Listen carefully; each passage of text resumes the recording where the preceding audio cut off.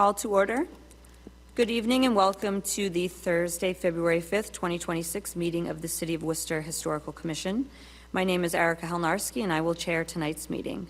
Before we begin, I have a few brief announcements concerning how our meeting will proceed tonight. Tonight's meeting is in a hybrid format, which means that attendees may participate in person here at City Hall or remotely. You may log in via computer by going to https://backslash/j/160-487-3519 and entering access code 160-487-3519 in the Zoom application, or by calling in at 1-669-254-5252 and entering access code 160-487-3519. To manage remote participation during our hybrid meetings and prevent disruptions, all participants are automatically blocked from unmuting themselves, turning on their video, or sending chat messages. For remote participants who would like to comment on an item on our agenda, we ask that you use the raise hand feature in Zoom during the discussion on that item. If you are joined by phone, you can raise your hand by pressing *9, and staff will then call on members of the public one at a time and give them permission to unmute themselves. If you are joined by phone, you will then be able to unmute yourself by pressing *6. This is a public meeting, which means that both that is being recorded and that minutes will be taken and published at a later date. To help with this process, we ask all speakers participating in person to use a microphone, to please clearly identify yourselves each time you speak, and the first time you speak, please state your city and town of residence. For the record, please state your city or town of residence for the record. To help maintain an orderly meeting, please address all comments and questions through the chair, rather than directly to any of the other speakers or applicants. If you are here for an item that will be postponed or continued, please note that no additional notice will be sent to you before the next meeting. The best thing to do is to call the planning department the day prior to our next meeting to confirm if the item will be heard or postponed that night. Once an item is called, there will be a brief presentation of the item, followed by any additional comments and clarifications from members of the city staff. Then an opportunity for anyone from the public to speak on that item before we proceed to board discussion and action. Please also note that all approval votes will be by roll call tonight, which will be administered when the time comes. So I will do a roll call now of commission members. Commissioner Santos Restivo. Here. Commissioner Northway. Here. Commissioner Andre. Here. Commissioner Burnett. Commissioner Forster. Through you, Madam Chair, if you just give me a second, it looks like Commissioner Burnett is walking in right now. Okay. And then also, I do see that a Dan is logged on, so I just want to see, I'm going to unmute him to see if it's... Okay.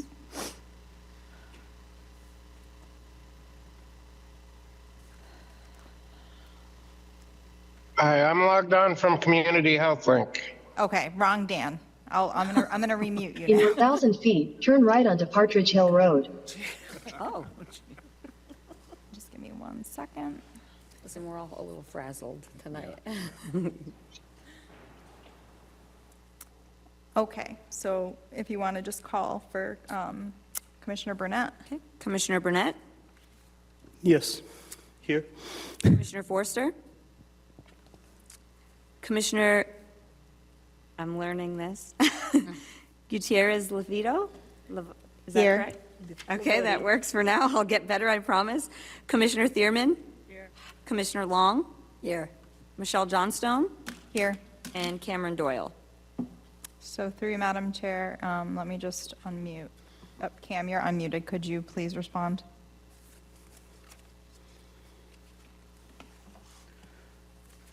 Cam, can you hear us? Yes, I'm here. Okay, thank you. Okay. So our first item of business is old business, and it is for a leave to withdraw for 258 Pleasant Street. Do I have a motion for a leave to withdraw for 258 Pleasant Street? I will make a motion for leave to withdraw for 258 Pleasant Street. Can I have a second? Seconded. And on that motion, I will have everybody vote except for Kristen, for the alternate, because we do have everybody except for one of the alternates. So on that motion, Commissioner Andre, Yes. Commissioner Thierman, Commissioner Long, Yes. Commissioner Northway, Yes. Commissioner Burnett, Yes. Commissioner Santos Restivo, Yes. and Chair Helnarski. Yes. So that item is withdrawn. Okay. And on to our next item, which is a certificate of appropriateness for 18 Crown Street.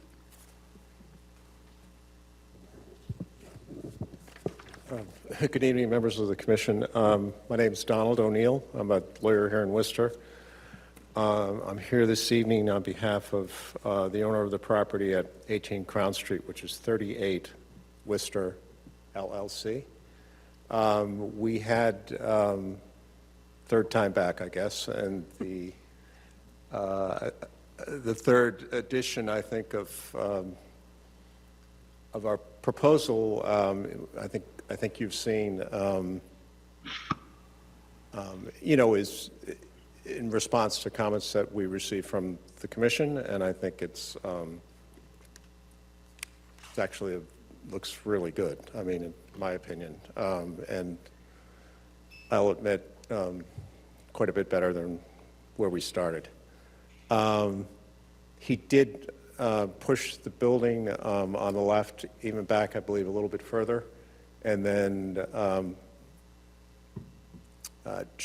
altered the roof line so that it was really looking to make it, to break it up so that it wasn't one solid mass or two identical, so that it almost looks like two different buildings built at different times. Raphael also looked into coming up with something creative with respect to trying to reuse the granite and some of the wrought iron.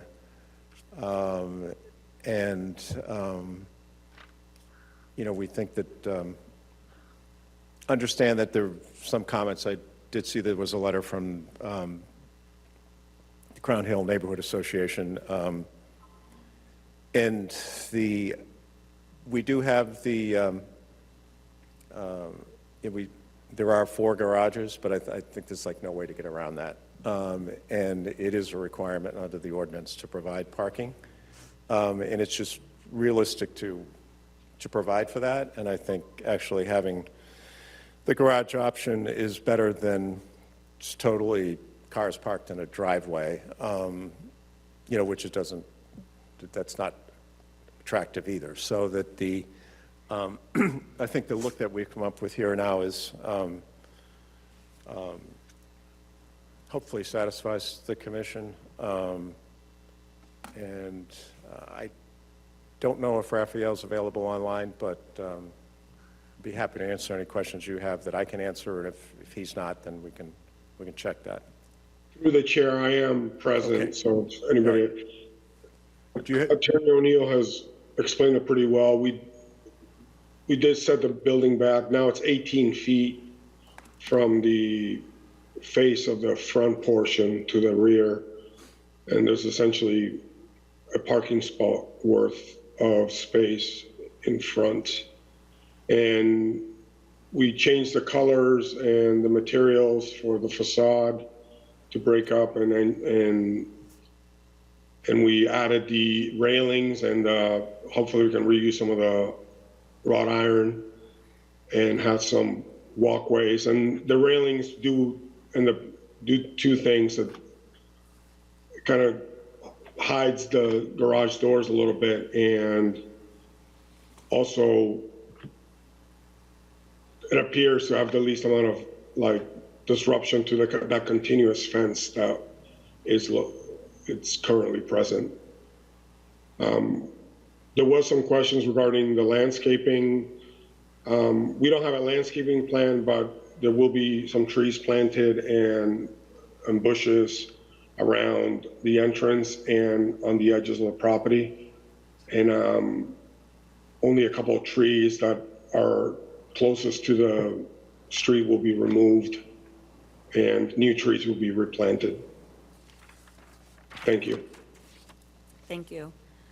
So we have looked over these new plans, and it is very clear that you've taken into consideration everything that we've brought forth. We love the new design. I mean, I'm speaking for myself and for a couple of commission members that I've heard feedback from. And we have received public comment, which most of those questions have been addressed previously. And I think that you've really kind of paid attention to everything that we've asked, or what all of our individual concerns were, not just on the commission, but for the district as well. Do any other commissioners have any comments about this? I do. Okay. For full disclosure, the letter came from the head of the Historic Crown Hill Neighborhood Association.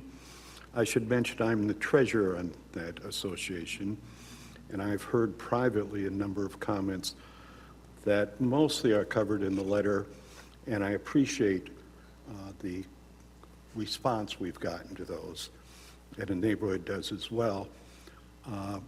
I do want to mention that I feel it's more than a couple of trees. I feel it's more like 10 trees are going to come down. And a number of years ago, in the same neighborhood, Whitcomb Terrace got built and had some of the same concerns, and they moved the garages or the parking to the back. And I understand the difficulties with that here, but it's still a major concern for the neighborhood. So I want to share that. And just for anybody who's not aware of it, the Crown Hill Neighborhood Association goes back further than it being a local historic district. A lot of them helped develop the district. So it's a very open neighborhood, but very concerned about historic. Yeah. And the other thing I was going to mention in that letter is that from a zoning standpoint, we're setting this up as what's called a single-family attached, which does allow for separation of the units by party wall, and then does allow for individual sale. So nobody really buys a brand-new unit like this to rent. I mean, it just doesn't make sense.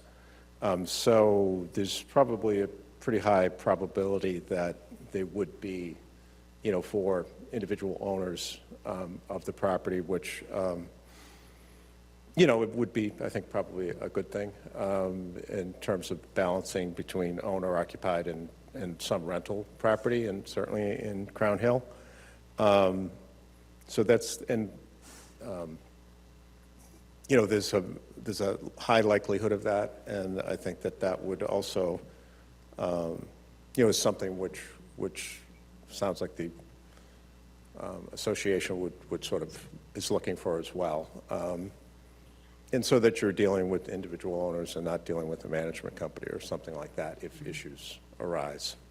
And, with respect, like I said, with the garages, I think breaking it up certainly helps, as opposed to looking at 4 garage doors side by side.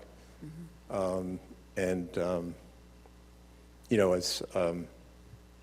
understand the wish to try and emulate, what's already around it. But the reality is, with a lot of those houses, when people didn't have cars when they were built, so it's just kind of, there has to be some recognition of that. It's not Plymouth Plantation, but that's the, I guess, so but I think we've done a good job in sort of minimizing the appearance, to the extent we can, but without getting rid of them altogether. And in terms of the way that the land is slopes and the setup, there's really no way to park in the back.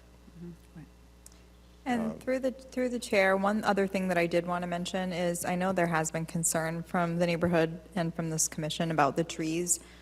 You do not have any purview over landscape features, so that cannot be something that you consider. And we've all been out to the property and looked and saw the sloping in the back and how the parking wouldn't really be possible. And personally, I like the idea that there still will be green space and backyards provided for these properties. And with the building being scaled back a bit, like you said, the garages aren't going to have that appearance of just all in a row in a line.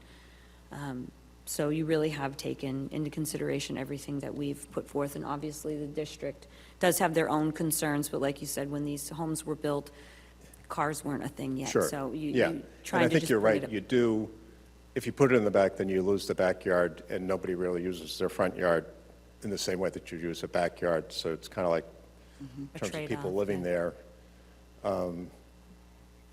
you know, it limits their use of their yards, basically, because you've got front yard, and if you had the parking in the back, you know, that would take up, and there would be a lot of pavement, too. So, I have a question about which entity will be responsible for the maintenance of all that greenery? Is it going to be, is the back going to be subdivided as well into 4 parts? yeah, Or is it this, going to be communal? one of the plans we have, the line just goes straight with the buildings abut one another. Right, There's a straight line that goes back, right to the back property line.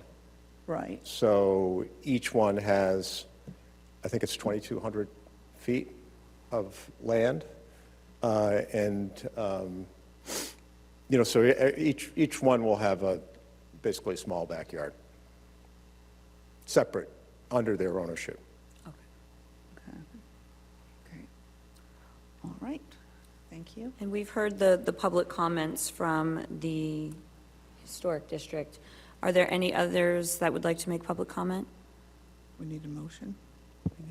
If anyone's joined online and you would like to make public comment, please use the raise hand feature or dial *9. And I'm not seeing anybody. Okay, can I have a motion to close public comment? I'll make a motion to close public comment.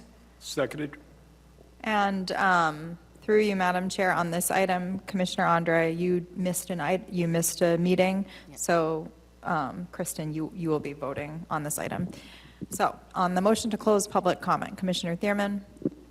Commissioner Long? Yes. Commissioner Northway? Yes. Commissioner Gutierrez-Lavoti? Yes. Commissioner Burnett? Yes. Commissioner Santos Restivo? Yes. And Chair Helmarski. Yes. And now can I have a motion for a certificate of appropriateness for 18 Crown Street? I will make a motion for a certificate of appropriateness for 18 Crown Street. Seconded? We need a little bit of a detail Okay. on what it's The for. motion, the commission finds that the proposed changes at 18 Crown Street, consisting of constructing 4 attached townhomes, utilization and repurposing of the existing granite retaining walls, and attached cast iron fence are appropriate for the Crown Hill Local Historic District. Seconded? And on that motion, Commissioner Thierman? Yes. Commissioner Long? Yes. Commissioner Northway? No. Commissioner Burnett?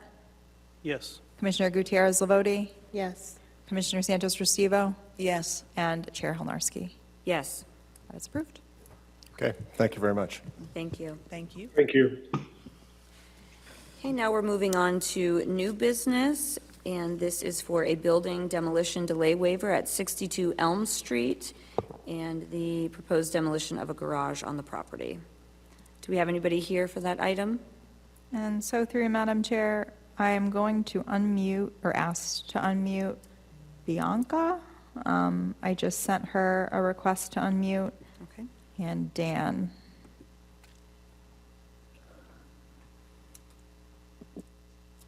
If anybody else is here for 62 Elm Street, please use the raise hand feature or dial *9.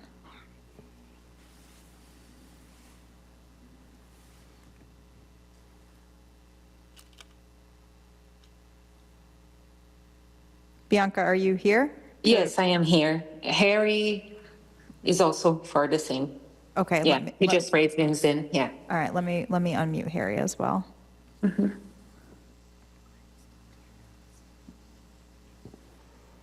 Okay, you all should be unmuted. So Harry, if you want to be the one that goes over the item, if you just want to introduce yourself and let us know a little bit about your project.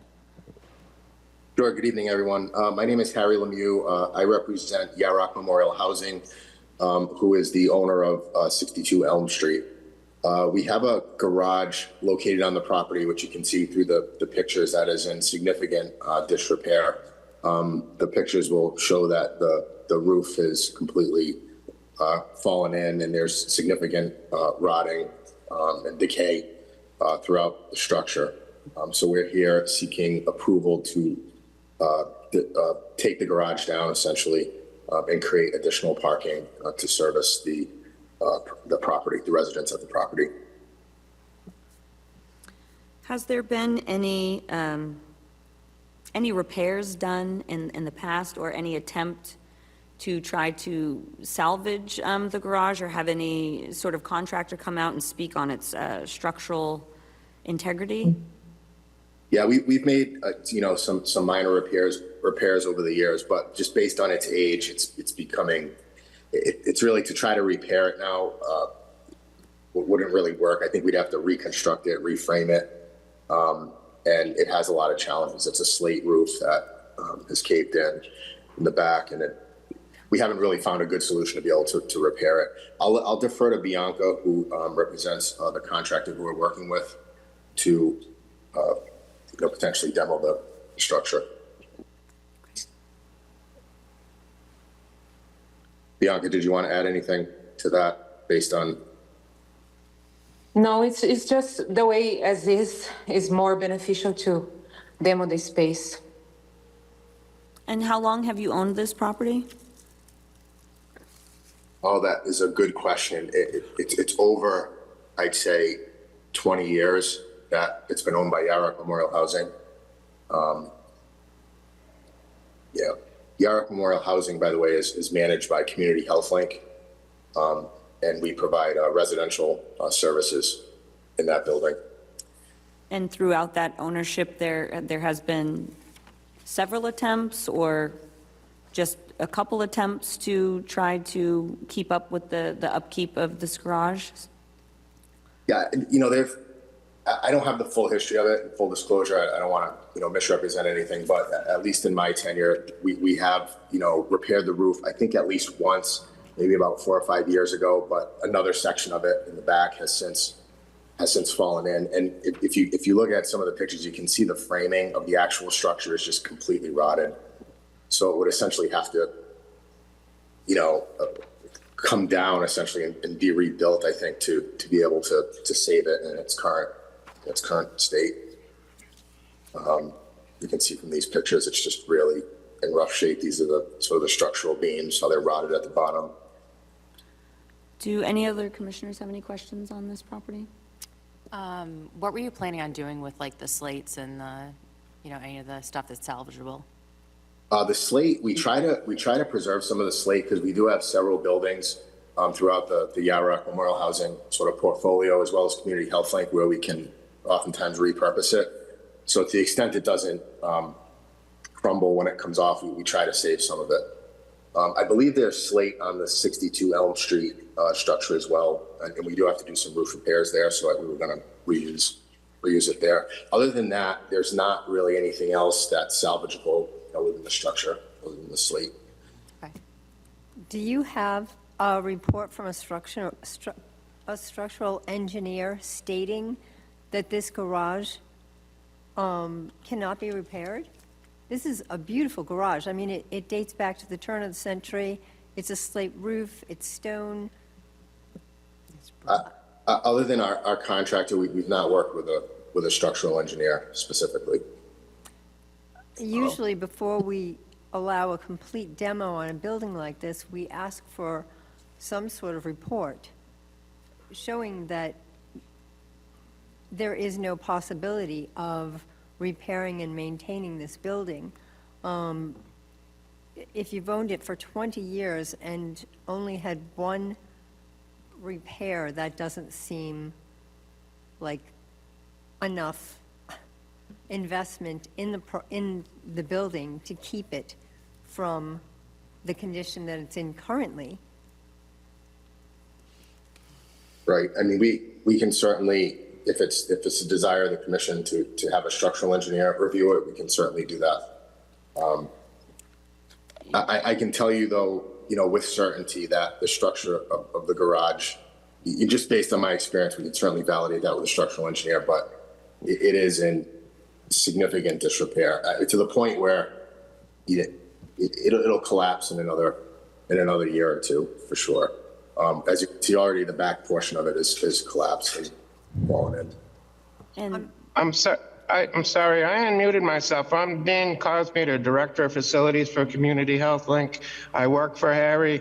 I just wanted to share, this is at the recommendation of the city inspector that we work with. I've been with CHL for just under 10 years, and we have made several attempts. It's the structure itself is in such disrepair that he doesn't feel the amount of money we would have to invest in this is wise at this point. He's concerned about the safety, so the city inspector that I work with on a regular basis, it was his recommendation that we take this path. Sorry for the interruption, but I just wanted to share my background on what I've dealt with over the past 10 years. Thank you for your time. thank you. And that very well may be the case in the outcome. However, with procedure, anytime that there is a full demolition of a building, as Commissioner Long stated, we require a little bit more documentation and a little bit more, research and actual, tangible evidence that, this is the best outcome for this property. Does anybody else have any comments on this? Only that it appears to be demolition by neglect. Yeah, so through the chair, one other thing that the commission likes to do sometimes in these cases is do a site visit. Do you all think that that would be beneficial to you to actually get eyes on it? I mean, I think so. It definitely can't hurt to see it. I mean, pictures, obviously, I'm not negating the fact that it looks like it's in pretty rough shape, but I would be for going and having a site visit, but also, them providing a little bit more evidence from a structural engineer, stating these safety concerns. Okay, we can facilitate that for sure. And if you'd like to schedule a site visit, we're more than happy to accommodate that. Is it possible for us to do what we did previously and we just go on our own time and visit, or we would need to go No. together? It's a little different because when you've gone on your own, it's been vacant land. That's true. With this, we would need to go in groups of 3. So there are 8 of you that are going to be voting on this. So we'll do 2, 3, and 3. So we will, so my first thing is, obviously, Harry, it sounds like the commission is going to ask you to procure a structural engineer's report. How long do you think you're going to need to get that? We'll order that right away. I can't speak to how available structural engineers are these days, but assuming we can find someone, we'll order it right away. So the reason why I ask is because we have to continue you to a date certain. So we meet every we meet every 2 weeks. So we have a meeting coming up on February 19th, another one on March 5th. Can we assume that we'll try to get it within 2 weeks, and then if anything changes, we can let you know and you can move it from the agenda? I'm going to try to fast track it to get it. Yes. Yep. So the commission can do that. So they can go ahead and vote to continue to February 19th, and then you'll need to work with me to pick a day within the next 2 weeks that you're available for about like a 90-minute period, so I can get all the commission members in for the site visit. Okay. All right. Should I reach out to you via email, or how should we connect? So why don't you reach out to me via email? You should have my email. If you don't, Bianca does, because she was the applicant. So you can reach out to me and let me know what your availability is before February 19th. And then I'll do a poll with the commission. A lot of times we can't get all of them just because there's conflict in schedules, but we'll try to pick a day that most of them can go. And I'll set up time slots for them to come. So get in touch with me. It's my last name, Johnstone, M@worcesterma.gov.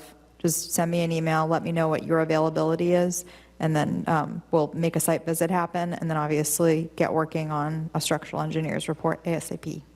Okay, sounds good. Thank you.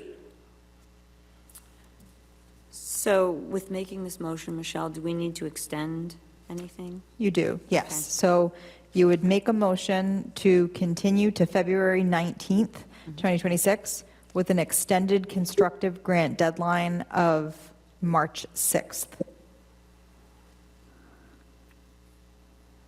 Construction deadline? Constructive grant deadline. Constructive grant deadline. Okay, could I have a motion to continue 62 Elm Street to February 19th, 2026, with an extended construction grant deadline to March 6th, 2026? I'll make a motion to extend the building demolition delay waiver to the meeting on February 19th, 2006, with the grant 2026? 20, did I say 2020? Couple decades. 2006, we're time traveling. Okay, I'm sorry, 2026, with the extended constructive grant deadline of March 5th, 2026. Seconded. And on that motion, Commissioner Andre? Yes. Commissioner Thierman? Yeah. Commissioner Long? Yes. Commissioner Northway? Yes. Commissioner Burnett? Yes. Commissioner Yes. Commissioner Santos Restivo? And Yes. Chair Halnarski. Yes. Okay, and moving on to other business, we have the election for clerk of the commission. Are there any nominees for this? Anybody volunteering? Is it mainly just seconding? Are you interested? I'll offer myself if no one else wants to. I will nominate Vanessa. Perfect. For clerk. All right. Okay. So we can just move forward with that. So can I have a motion for Commissioner Andre to become clerk of the Historical Commission? I shall make a motion to elect Commissioner Vanessa Andre as clerk of the Historical Commission. Seconded. And on that motion, Commissioner Burnett? Yes. Commissioner Northway? Yes. Commissioner Long? Yes. Commissioner Thierman? Yes. Commissioner Santos Restivo? Yes. Clerk Halnarski? Yes. Is And Clerk. I Chair. was like, I'm like, Chair. I'm so. We're all I'm- tripping I'm up so tonight. confused. Chair Halnarski Yes. and Commissioner Andre. Yes. Okay, so that's all set. Yay. And for approval of minutes, we're holding the January 8th, 2026 and January 2026 minutes until whenever Michelle's ready for us to vote on them. So Hey, tonight. we've made serious We have, strides. we've really, and no one's complaining because you're doing great, chipping away at them. And Cam, so thanks, Cam, for all your Thank you, help. Cam. So tonight, we're going to just approve the minutes for September 18th, 2025, and December 18th, 2025. Have we all had a chance to read them? And if so, are there any edits? Yes, I've read them, no edits. for me. Okay. So can I have a motion to accept the minutes as written? I shall make a motion to accept the minutes as written for the meetings on September 18th, 2025, and December 18th, 2025. Seconded. And I know last time I had you all vote on the minutes. I know Commissioner Burnett, you hadn't started yet, so I'll just, I'll vote everyone else. So Commissioner Gutierrez-Lavoti?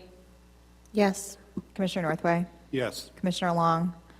Yes. Commissioner Thierman? Yes. Commissioner Andre? Yes. Commissioner Santos Restivo? Yes. And Chair Halnarski. Yes. Okay. And now it's a motion to adjourn meeting. All in favor, say aye. Aye. We're supposed to say second. I second. Yeah. Okay, all in favor, say aye. There we go. Meeting's adjourned now. We'll get better. We'll get better. We're all off tonight a little bit. That's fine.